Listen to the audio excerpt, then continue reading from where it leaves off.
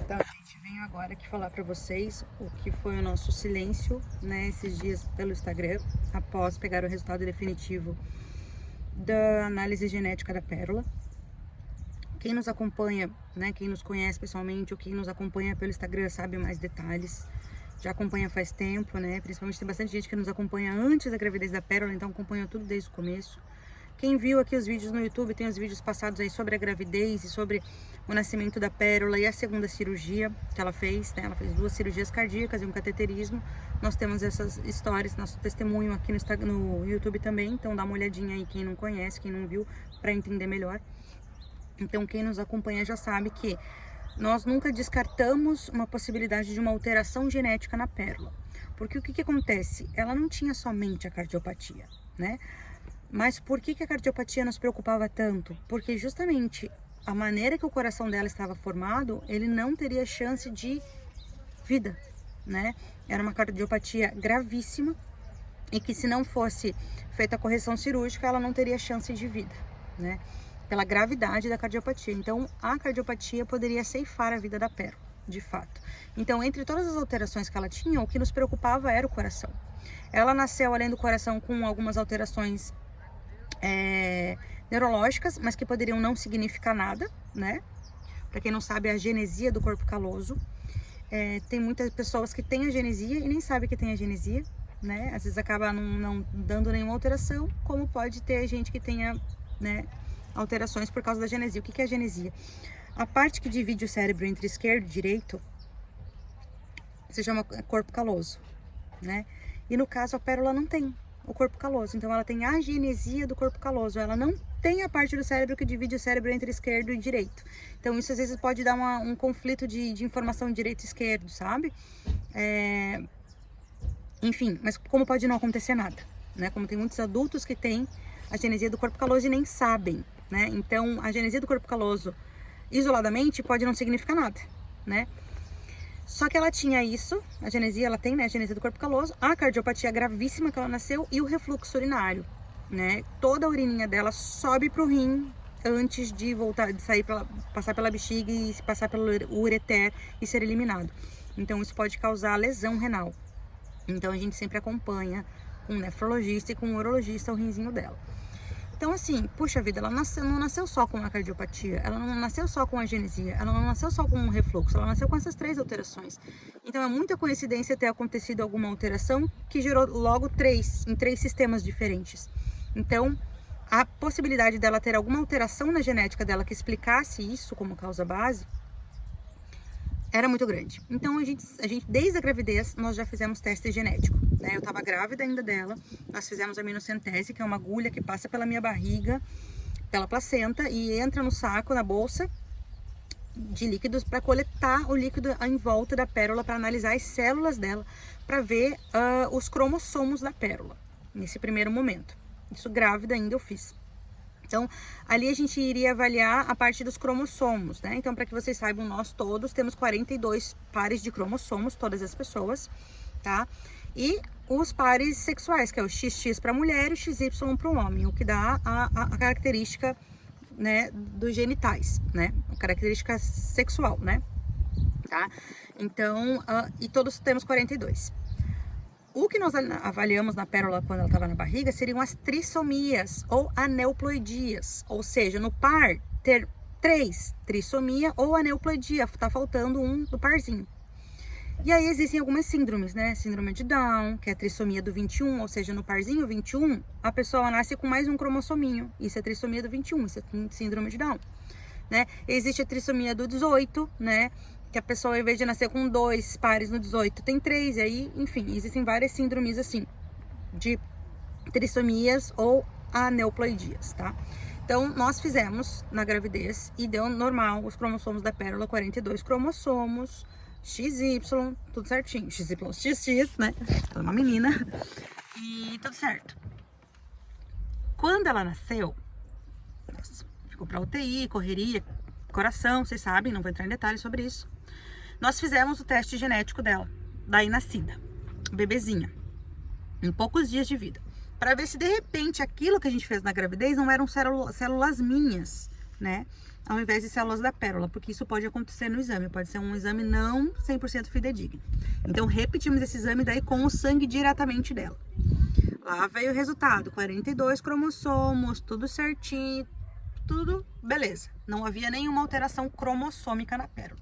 Ela não tinha nenhuma síndrome cromossômica. Beleza, mas isso não descartaria ainda alguma alteração genética, né? Então, a gente teria que fazer mais exames mais aprofundados. Porque ela tinha esses 3 sistemas afetados, o sistema neurológico, o sistema, né, cardiovascular e o sistema urinário, né, como eu já expliquei para vocês. E aí a gente foi passando a vida aí, não vou entrar em detalhes, vocês nos acompanham, vocês sabem das nossas lutas e tudo que a gente foi passando com a pérola, no desenvolvimento dela. Ela teve uma parada cardíaca e respiratória, o que causou uma lesãozinha no cérebro, né? Ela chegou a ficar totalmente paralisada do lado esquerdo na UTI, depois isso foi voltando. Ela tem atraso de desenvolvimento, né? Motor, então ela é uma bebezinha que ela aprendeu a sentar com 1 ano e 8 meses, que ela foi aprender a sentar, né? 1 ano e 8 meses o Vitinho já estava indo para creche, andando, falando, né? E a Pérola estava recém aprendendo a sentar. Então, a gente já sabia desses atrasos, mas o cardiopata, tá? Ele pode ter atraso de desenvolvimento, tá? Ter o seu tempinho atrasado, sentar depois, andar depois, né? Então, pode ter esses marcos de desenvolvimento mais atrasados.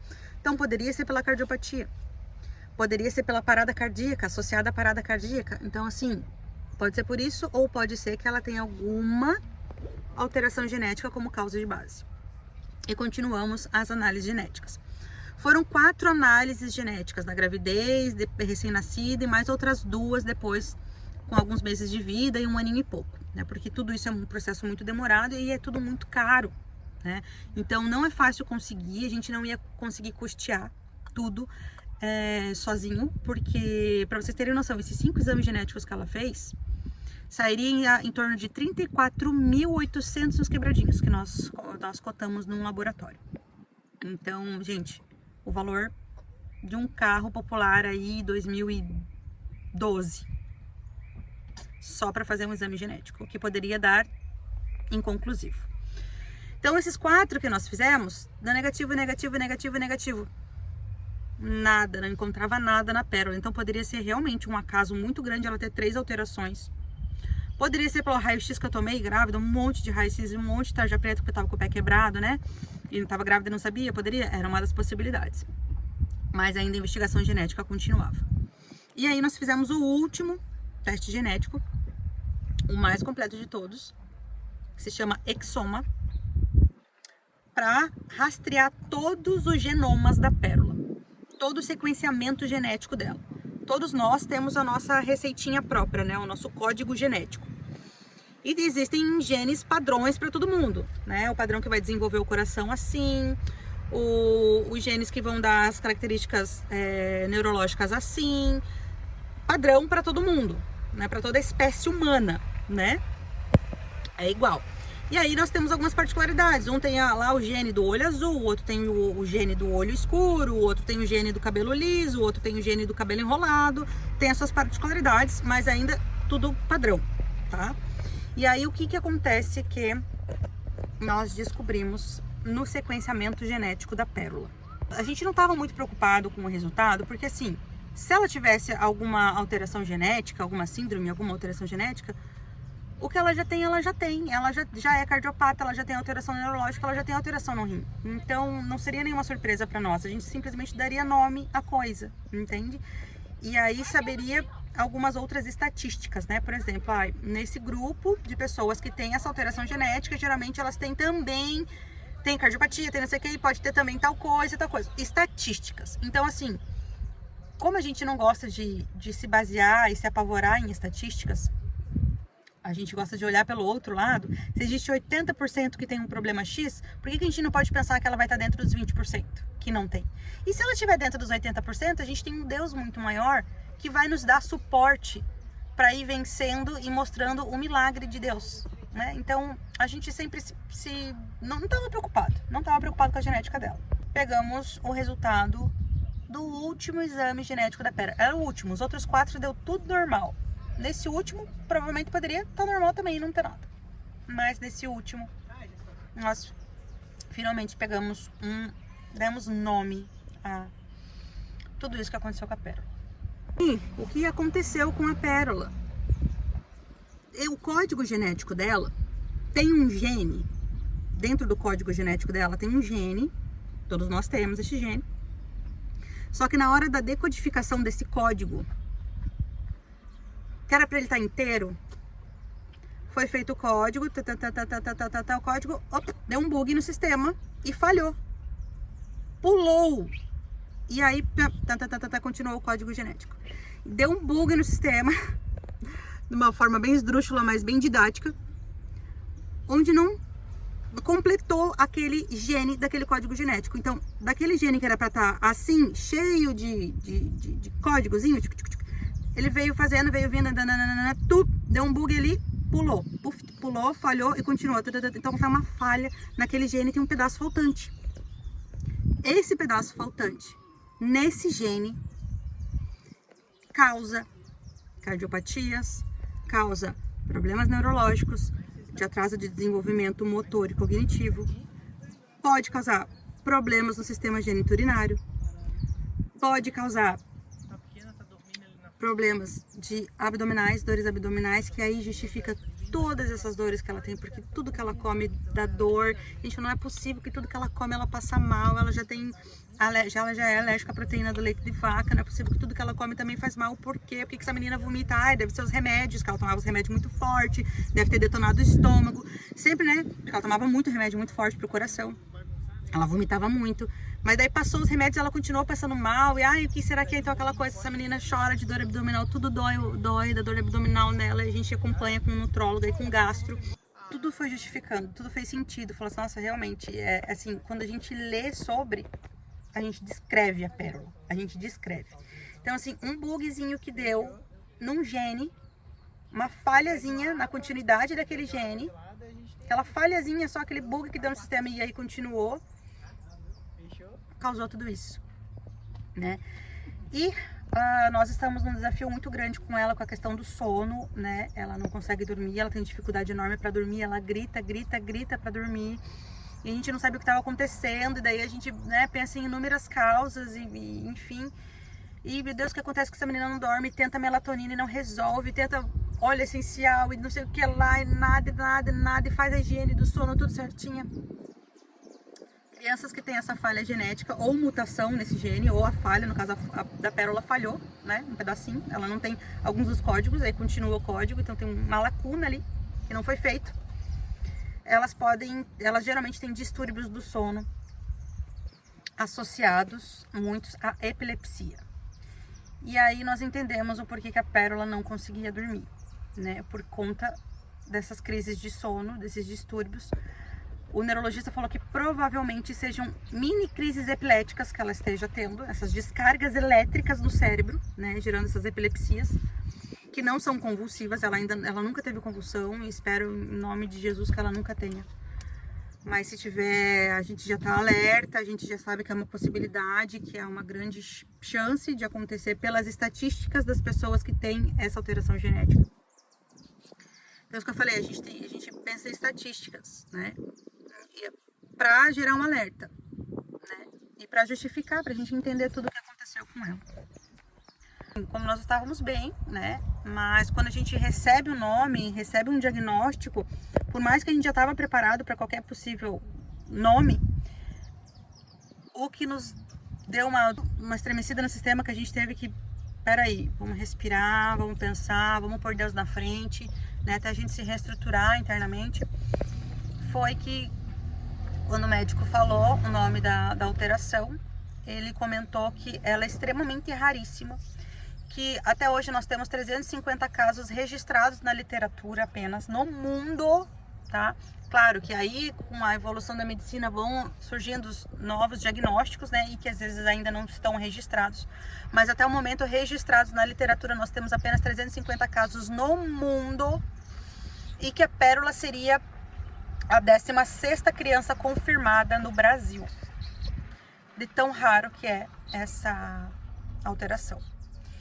E aí, ele falou que geralmente as crianças, pessoas que têm essa alteração genética, elas não falam. Elas não se comunicam verbalmente. Diz que eles têm uma linguagem receptiva super preservada. Então ela entende tudo que a gente fala, se comunica, mas ela não consegue falar. Então vai ser uma criança que vai apontar, gesticular assim, mas não falará palavras. Então naquele momento, aquela informação veio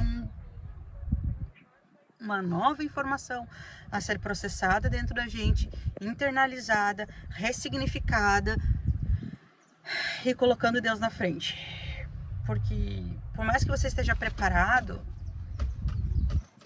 né, dá um negócio, né, é o que eu falo, até a gente se reestruturar internamente, não é entrar em desespero nem nada, mas assim, tem que organizar os processos de novo internos, que eu falei, ressignificar de novo, entender, colocar Deus na frente, respirar e pronto, agora vamos seguir, né? É a maneira que a gente leva as coisas da vida, né? Graças a Deus a gente tem um Deus muito grande dentro da gente, né? Que é o Deus de todo mundo, né? Mas cada um tem a sua maneira de se conectar, né? E graças a Deus eu tenho um Jesus enorme dentro do meu coração, uma conexão muito íntima, muito forte. E que isso nos fortalece, né? Sabendo que é Ele, né? São os planos dele e tem os propósitos. E se Ele nos confiou a pérola para essa missão de vida, nós iremos confiar na força que Ele viu em nós, que às vezes a gente não acredita, porque por vezes a gente chora, por vezes cansa, vem o medo do futuro, fala, puxa, minha filha não vai ser independente, ela não vai ter a vida dela, não vai trabalhar assim, ela vai casar, minha filha vai depender da gente, daí, opa, tira os pensamentos da cabeça, vamos pensar. Então, assim, quando vem essas aflições do futuro, a gente logo já bloqueia isso aí, pera lá, o futuro a Deus pertence. Hoje nós estamos bem. Então, a gente vive o dia de hoje, né? Então, é isso. Nós descobrimos uma alteração genética da pérola. O médico falou que se nós quiséssemos ter outros filhos, provavelmente não haveria problemas, porque isso não é uma coisa hereditária, né? Não vem do pai, não vem da mãe. Foi realmente um bug no sistema na hora da embriogênese. Lá atrás, quando o embrião vai se formar, esse gene teve uma falha ali e continuou, né? Então essa falhazinha que deu, ela pode gerar esses problemas neurológicos e tal. E tudo que ela já tem, tudo que a gente já sabe. E mais o que nos chocou também, além da informação que ele falou que ela poderia não falar, seria que muitos deles têm atrasos de desenvolvimento motor, que a gente já sabe, quanto ao andar. Muitos usam cadeira de roda, não conseguem andar.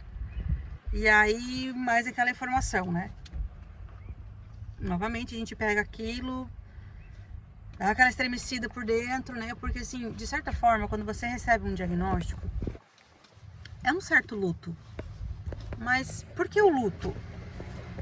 Porque é um sonho teu, uma perspectiva tua, que de repente ela é possível de acontecer. Então é como se você enterrasse, né, uma perspectiva que você tinha. Então é um certo luto, né? Tem gente que não gosta de usar essa palavra, mas de certa forma porque causa uns sentimentos tão confusos dentro da gente. Isso que eu falei, são sentimentos confusos, né? Mas aí novamente a gente se apega em Deus, tenta se conectar de novo, tenta entender e olhar o hoje. Hoje, amanhã Deus pertence, né? Então o que nós temos hoje? Como estamos hoje? O que a gente pode fazer? Né? Tem o que fazer? Então vamos fazer. O que não cabe a nós, é só Deus que pode fazer. Então, assim, quais são os recursos humanos que nós temos para fazer? A gente sabe que agora a gente vai ter que intensificar muito as terapias da pérola. Fisioterapia, a fono, TO, trabalho de psicomotricidade, enfim. A gente sabe que a gente vai ter muito, né? Muito trabalho pela frente, né? Mas agora vai ter que ser intensificado para dar o melhor possível, a melhor qualidade de vida para ela possível, né? A nossa joia é rara mesmo, né? Quem diria que a pérola já é uma joia rara, né? E ela é realmente rara. Mas como eu falo, nós descobrimos estatísticas, porque cada ser é único e a gente confia na história que Deus tem pra gente, a gente acredita no Deus de milagre, porque tudo que ele já fez na vida da Pérola, ele já foi mostrando o quanto ele é um Deus de milagre. E ele já mostrou o quanto a graça é alcançada através da fé. Então vamos dar nomes aqui, né? Essa alteração, tá? Se chama Moffatt-Wilson, Síndrome de Moffatt-Wilson. Esse é o nome dessa alteração genética que a Pérola tem. Síndrome de Moffatt-Wilson. E nós conseguimos achar o grupo, né, de pais da associação, da fundação aqui no Brasil. E a gente vê crianças de todos os jeitos, né, cada uma do seu jeitinho, na sua particularidade. E sim, crianças andando. E sim, crianças que conseguiram falar algumas palavras aos 8 anos, né? Outras que ainda não verbalizaram nada. Cada uma na sua história, na sua particularidade. Então é o que eu digo, existem estatísticas. Claro que as estatísticas às vezes são duras e nos assustam.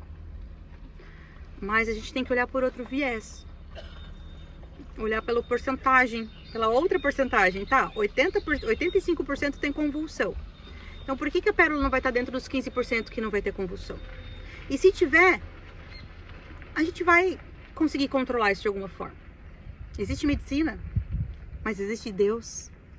Então, é isso que eu falei, a gente estava bem, só que a gente precisava de um tempo para processar todas aquelas novas informações, visto a raridade da síndrome, visto as novas informações sobre epilepsia, sobre convulsão, sobre não falar, sobre não andar, né? Só que aí a gente foi encontrando famílias e foi vendo que é isso, cada um do seu jeitinho, no seu tempo. E aí tem uma menina que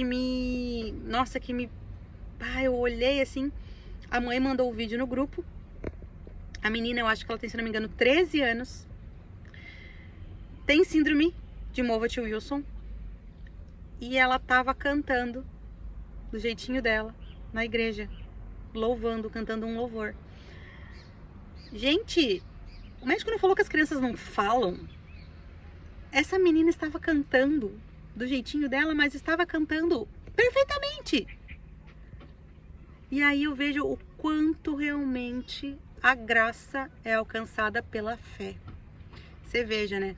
Provavelmente é uma família que tenha uma ligação mais íntima com Deus, com Jesus, né? É uma família que, ela estava cantando um louvor ali na igreja, então é uma família que provavelmente tem um Deus muito grande dentro deles.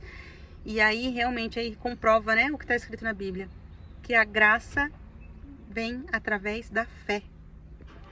E aí você vê que famílias com fé, aonde elas conseguem chegar, viver milagres, né? E a ciência já comprova o poder da oração no cérebro das pessoas através de ressonância magnética.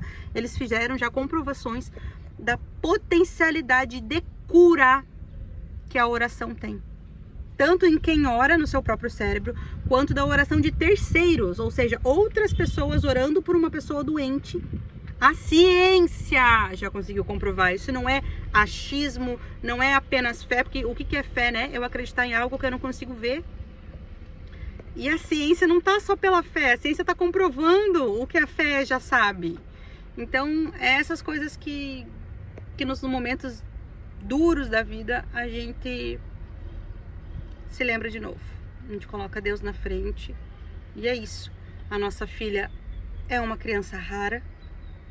Ela tem uma genética, uma condição raríssima, né?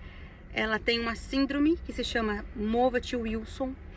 Ela é cardiopata, ela não é cardiopata, ela tem cardiopatia, né? Porque ela não é um diagnóstico. Ela é nossa filha, ela é a Pérola. Ela tem cardiopatia, ela tem alterações neurológicas, ela tem atraso de desenvolvimento motor, cognitivo.